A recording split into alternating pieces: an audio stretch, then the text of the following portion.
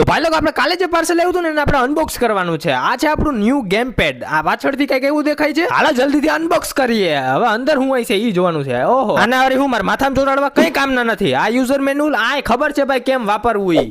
અને આ શું છે વરી નવીનમાં કઈ કામનું નથી. આ એ કઈ કામનું નથી. હું આને નો ફેંકાય. આ કામનું છે કેમ કે આ છે વોરંટી કાર્ડ આપણું. મેઇન ગેમ પેડ ઉપર આવી જાય. જો ગેમ પેડ કઈક આવું દેખાય છે મસ્ત એકદમ. હાલો કાઢીને જોઈએ કે કેવું દેખાય. પેલા એને છે ને સાઈડમાં મૂકી દે. પેલા બોક્સ ની અંદર જોઈએ કે હું આવ્યું. આ તો વાયર જેવું કે કાપ્યું. અચ્છા હાલું ડોંગલ લેવું ને એને દૂરથી કનેક્ટ કરવાનું છે. આ જો આ છે એ ડોંગલ જેનાથી આપણે કનેક્ટ કરશું વાયરલેસ. આ બધું સાઈડમાં મૂકે ને ગેમ પેડ ઉપર આવ્યા કેમ કે ઈ જ મેન છે. લુક તો બાકી કઈ ઘટે નહીં છે પણ હાલે કેવું ઈ જોવાનું છે. બટન પણ મસ્ત હાલે એકદમ સ્મૂથ હાલે છે. જોયસ્ટિક એ મસ્ત હાલે એકદમ સ્મૂથ હાલે છે ભાઈ. અને પાછળ પણ આપણે બે કસ્ટમાઇઝ માઇક્રો બટન દીધા છે ભાઈ જે આપણે કસ્ટમાઇઝ કરી શકીએ. આ એક બટન છે ને આઈ થિંક લાઇટ નું બટન છે. આ જે વચ્ચેનું બટન છે ને હોમ બટન છે જેનાથી સ્ટાર્ટ. ઓ કે મસ્ત RGB થાય છે. આના થકી તો ગેમિંગ ની વાઇબ્સ આવે ભાઈ. આ જે નીચે બટન આપ્યું ને લાઇટ ચેન્જ કરવાનું છે. જો આ રીતના ચેન્જ થાય જો. અને લાસ્ટમાં છે ને આ આખી RGB વાળી છે. જો ગેમિંગ કંટ્રોલ તો મસ્ત છે પણ હવે એને વાપરશું ને ત્યારે ખબર પડશે કેવું હાલે. આવા નવા વિડીયોઝ માટે ફોલો અને સબસ્ક્રાઇબ કરવાનું ભૂલતા નહીં.